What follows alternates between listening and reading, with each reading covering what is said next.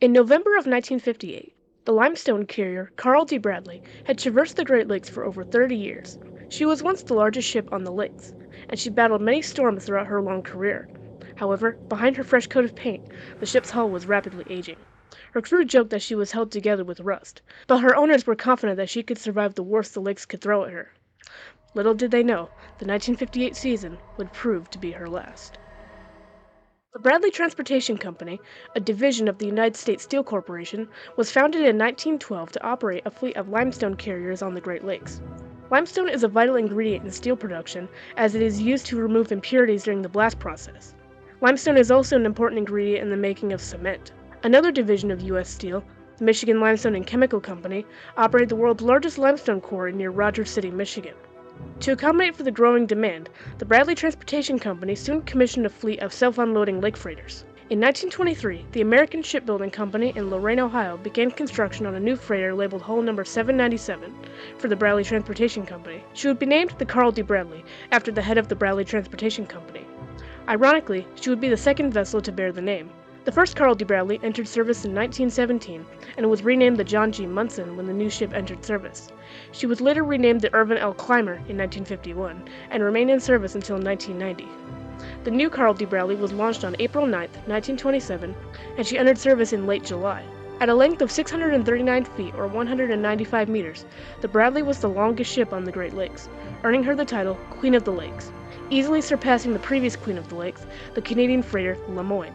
The Carl D. Bradley came in at 10,028 gross tons and was powered by two coal-fired boilers which fed a steam turbine engine that drove a single-screw propeller, which could generate up to 4,800 shaft horsepower, making the Bradley one of the most powerful freighters on the lakes. The Carl D. Bradley entered service on July 28, 1927, when she carried a cargo of limestone from Calcite, Michigan to Gary, Indiana. The ship was a self-unloader, meaning she could use her cargo boom to unload cargo at smaller ports without shore unloading equipment. During her early career, the Bradley proved to be a great success as she transported limestone between Lake Huron, Lake Michigan, Lake Erie, and occasionally Lake Superior. In 1929, the ship set a record for the largest cargo of limestone carried by a freighter on the lakes, at 18,114 gross tons, and in 1943, she became the first ship to pass through the brand new MacArthur Lock in the Sioux. Thanks to her size and power, she was often the first ship to pass through the Straits of Mackinac at the start of the season, operating as an icebreaker and clearing the ice for the smaller vessels that followed her. Since she was the company's flagship, she was held to a higher standard than her other fleetmates, often carrying company executives and always having a fresh coat of paint on her hull.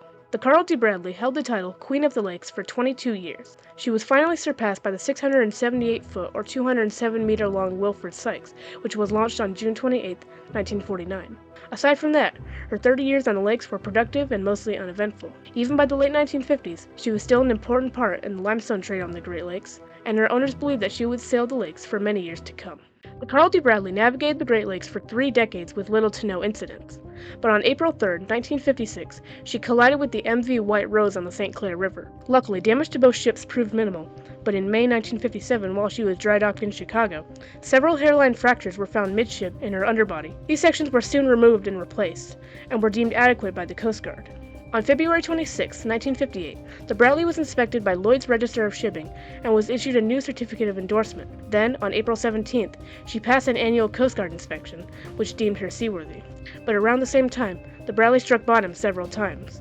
First in the spring of 1958 while she was departing Cedarville, Michigan. But the damage was considered so minor that no repairs were necessary. Then, in early November 1958, she touched bottom once again while leaving Cedarville, which gave the ship a roughly 14-inch traverse fracture. She was then repaired in Calcite, Michigan. However, none of these incidents were reported to the Coast Guard or Lloyd's Register, including the repairs made in Calcite. Her final Coast Guard safety inspection took place on October 30, 1958, and she easily passed the inspection. However, it was clear to her owners that the ship was in serious need of work on her aging hull, and a major overhaul on the ship was planned for the end of the season. But until then, the Bradley continued sailing. By 1958, the Carl D. Bradley was under the command of 48-year-old Captain Roland Bryan. He had been the ship's master since 1954, and he was known as a heavy-weather captain. But he privately doubted his ship would be able to handle rough weather, and he was relieved that the ship would soon receive a major overhaul. On the evening of November 17th, the Carl D. Bradley completed her last planned voyage of the 1958 season when she delivered a cargo of crushed limestone to Gary, Indiana. She departed Gary at 10 p.m. bound for Manitowoc, Wisconsin, where she would be laid up for the winter. On this trip, she had no cargo and took on 9,000 gallons of water in her ballast tanks for stability. Ever since she left port, it was clear that Lake Michigan would soon be overtaken by a rough November gale. But the Bradley managed to hold her own in the growing storm. But as fate would have it, when she was only about an hour from arriving in Manitowoc, Captain Bryan received a call from U.S. Steel. Despite the rough weather, they ordered the Bradley to sail to Calcite, Michigan to pick up one last load of stone. The 1958 season had been a slow one for the Bradley Transportation Company, and most of their fleet sat in limbo. The ship's owners were not going to let the opportunity go to waste. Captain Bryan almost immediately diverted his ship to sail toward the open lake, but despite the rough weather, most of the ship's crew were unconcerned. The Bradley had survived much worse gales over the course of her long career. Most of her crew lived in Rogers City, Michigan, near Calcite, and many of them were eager to return home for Thanksgiving. By the evening of November 18th, the Carl D. Bradley was battling 65-mile-per-hour winds and 30 to 40-foot waves that occasionally broke over her deck, but the ship was holding her own in the storm, and it was a routine voyage for most of her crew. At 5:20 p.m., the Bradley's first mate, Elmer Fleming, radioed the port of Calcite, stating their estimated time of arrival at 2 a.m. the following morning. But little did her crew know, in less than 15 minutes, they would be in a fight for their lives. At around 5:30 p.m. on the evening of November 18, 1958, Frank Mays, a deckhand on the Carl D. Bradley, was on duty when he and most of her crew heard a tremendous boom somewhere deep in the ship, followed soon by a massive vibration. Soon, the ship's alarm sounded, and the crew immediately went to their cabins to grab their life jackets and raced up on deck. They looked back to the ship's stern, but to their horror, they saw the aft end of the ship rising and falling with the waves, pulling itself away from the bow. Her crew quickly realized what happened. The Carl D. Bradley had broken in two. On the bridge, Captain Bryan and First Mate Elmer Fleming were on duty when the ship broke in two. As the bow began taking on water, she started listing to port. Captain Bryan then ordered the engine stopped and sounded the ship's alarm for the crew to abandon ship.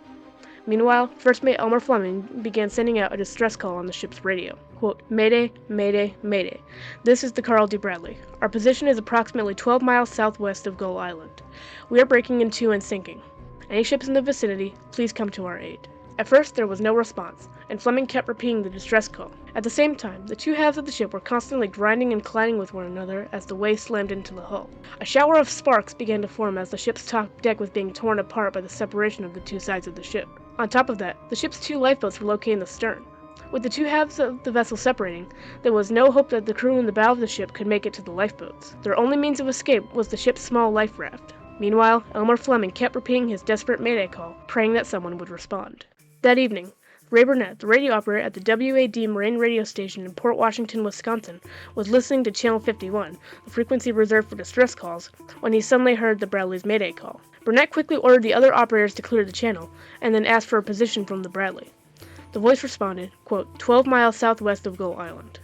Burnett then contacted nearby Coast Guard stations that could offer assistance, in the hopes of fitting the men on the Bradley, and soon, nearly every radio station on Lake Michigan heard the Bradley's distress call, including several of the Bradley's running mates, such as the Cedarville, the John G. Munson, and the T.W. Robinson, which all had crews with relatives on the Bradley, and upon hearing the news, the families of those on board became increasingly desperate. Meanwhile, the distance between the two halves of the ship grew, allowing more water to flow into the hull. The severing freighter was being punished by the 70-mile-per-hour winds and 20-foot waves that repeatedly smashed into the vessel, before suddenly a massive wave struck the ship and sent all 35 of the ship's crew into the churning seas. The ship's life raft was also swept into the water, and Frank Mays was soon able to climb on board. He then searched the water for any of his fellow crew members. First Mate Elmer Fleming soon joined him on the raft, followed soon by deck watchman Gary Strzelecki and deckhand Dennis Meredith. The water around the ship was 46 degrees Fahrenheit, and the four men on the raft did whatever they could to stay warm. But now, the only thing they could do is wait. A few miles away, the German cargo ship Christian Sartori was also fighting her way through the storm when they saw the lights of the Carl D. Bradley in the distance. The Sartori did not receive the Bradley's distress call, but it was aware that the Bradley was nearby. Captain Paul Mueller of the Sartori estimated that they would pass the Bradley in roughly an hour, and he ordered a course adjustment for a port-to-port passing. But then, the crew noticed that the ship's lights started to go out, before the ship went completely dark. Suddenly, the ship erupted in a huge ball of fire, followed by a massive explosion that echoed through the storm, before the ship disappeared beneath the surface. Captain Mueller then checked his radar, but the ship was nowhere to be found. He immediately ordered the ship to sail to the area where the ship went down, but despite their proximity to the wreck, the storm hindered the ship's movement so much that it took more than an hour for them to reach the area. At the same time, the four men on the raft were struggling to stay above water as they were battered by monstrous waves. As the ship began its final plunge, the bow, already submerged, began to lift the stern nearly vertical, and soon the water reached the engine room, and when the freezing water reached the ship's boilers, a massive explosion ripped through the ship and created a huge cloud of smoke. and shortly afterward, the Carl D. Bradley began her final plunge and disappeared beneath the surface of Lake Michigan. It had only been a few minutes since she started breaking up, giving her crew almost no hope of survival. After the smoke from the explosion cleared, the men on the raft saw the lights of the Christian Sartori in the distance. They tried to light the flare they had on the raft, but the flare was too waterlogged to ignite. There was nothing they could do but pray that the crew of the Sartori would spot them. The crew of the Sartori lined the railings of the ship, looking for any trace of the ship and her crew. But when the ship's searchlights were scanning the water, the men on the raft were hidden from view as it fell into a trough. After failing to spot the survivors, the Christian Sartori called off the search and sailed away. At around 8 p.m., Captain Mueller reported to the Coast Guard, quote, "I believe all hands are lost. No lifeboats visible." As the Sartori sailed away, hope began to fade for the men on the raft. During the time in which they were on the raft, the waves flipped it over several times. The raft flipped over twice, and both times the men were able to climb back on. But another wave flipped the raft over once again. And unfortunately, one of the men, deckhand Dennis Meredith, was unable to get back on the raft, and the other 3 men couldn't pull him back up. He clung to the side of the raft for a few hours before the other men realized he was dead, and then they released him from the raft, and he drifted away. His body was never recovered. Now, it was just Elmer Fleming, Frank Mays, and Gary Strzelecki on the raft. But soon, Strzelecki began to lose consciousness, and just before dawn, he began mumbling about swimming to shore. Despite the other men's efforts to stop him, he jumped off the raft and began swimming away. They would never see him again. At this point, Frank Mays and Elmer Fleming were the only ones still on the raft, waiting anxiously for rescue. Almost as soon as the Carl D. Bradley sent out her distress call, several nearby Coast Guard stations began organizing a search and rescue, but the storm prevented them from mounting a search. But soon, the Coast Guard station in Charlevoix, Michigan deployed the 180-foot Coast Guard cutter Sundew to look for survivors. She arrived on the scene at 10:40 p.m. and was soon joined by the Coast Guard cutter Hollyhock from Sturgeon Bay, Wisconsin at 1:30 a.m. The storm was still raging when both ships arrived on the scene, making the search difficult. Meanwhile, word of the disaster reached the outside world. The families of the crew quickly went to the Charlevoix Coast Guard station, since they knew the survivors would be brought there. After several hours of searching, Captain Harold Muth of the Sundew knew that it was almost impossible for anyone to survive in the brutal conditions. But soon, one of the ship's watchmen noticed something floating in the water. Captain Muth peered through his binoculars and spied a raft with 2 men on it. The Sundew then sailed alongside the raft and carefully lifted the 2 men on board. The 2 men were barely conscious when they were brought aboard the Sundew, but they soon recovered. The Sundew remained in the area to search for any more survivors, and soon more and more ships began arriving on the scene. That afternoon, another ship spied a man in the water. It was Gary Strzelecki, who several hours earlier jumped off the life raft and attempted swimming to shore. He was still alive, although he was on the verge of death. He was quickly brought on board, and plans were made to airlift him to hospital, but only minutes after he was brought on board, Gary Strzelecki passed away, and the mission was aborted. The search continued on, but only bodies and debris were found. 18 bodies of the ship's crew were found, but 15 were never recovered. 26 out of the 35 crew on board the Carl D. Bradley were from Rogers City, Michigan, and almost everyone in the community lost a friend or relative in the disaster. 23 women were widowed, and 53 children were orphaned. Frank Mays and Elmer Fleming soon recovered and were able to share what happened that night. An investigation was soon launched by the Coast Guard Marine Board, which concluded that the Bradley sank from excessive hogging stress on her hull, and that Captain Bryan underestimated the force of the storm when they left the protected Wisconsin coastline. They issued some recommendations to all ships in the Bradley fleet to prevent a similar disaster. Frank Mays and Elmer Fleming were adamant that the ship broke in two, and Vice Admiral A.C. Richmond, the Commandant of the U.S. Coast Guard, remarked, quote, "The extensive renewal of the cargo hold, planned by the company for the 1958 to 1958 winter layup, is in itself indicative of wear and deterioration. The fact that the vessel broke up and foundered under conditions which, while severe, she should have easily been able to weather, leads inevitably to the conclusion that the vessel had developed an undetected structural weakness or defect." U.S. Steel strongly disagreed with this conclusion, and fought to prove that the ship was structurally sound when she sank, in order to avoid liability. Only a few months after the disaster, on April 20th, 1959, the U.S. Army Corps of Engineers located the wreck using sonar, sitting just south of Gull Island. U.S. Steel soon gave $1.25 million that would be divided among the families of the victims, but still, the sinking put many families in a desperate financial situation since they lost their only source of income. Both Frank Mays and Elmer Fleming were insistent about what they saw that night, and both spent years fighting for the truth. In 1995, Frank Mays joined an expedition to dive the wreck of the Bradley and prove that she broke up. The visibility was terrible, making it impossible to find out. 2 years later, they tried again, and using an ROV, they were able to see the break in her hull, exactly where he described it. Frank Mays wrote, "I saw it go down in 2 pieces on the surface, and now I've seen it in 2 pieces on the bottom of Lake Michigan." Frank Mays spent the rest of his life sharing the story of the Carl D. Bradley, and he even wrote a book about his experience. He passed away in 2021 at the age of 89.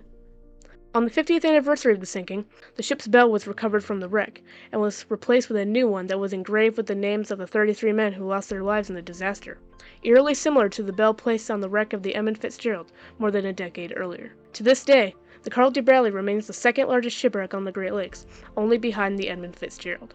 Her story is mostly forgotten today, but she was one of the most successful and respected ships to navigate the Great Lakes, only to become another victim of the Witch of November. Thank you so much for watching, everyone. If you enjoyed this video, make sure to hit the subscribe button and turn on notifications so you'll never miss any new uploads from this channel. Anyways, thanks for watching, and I'll see you in the next one.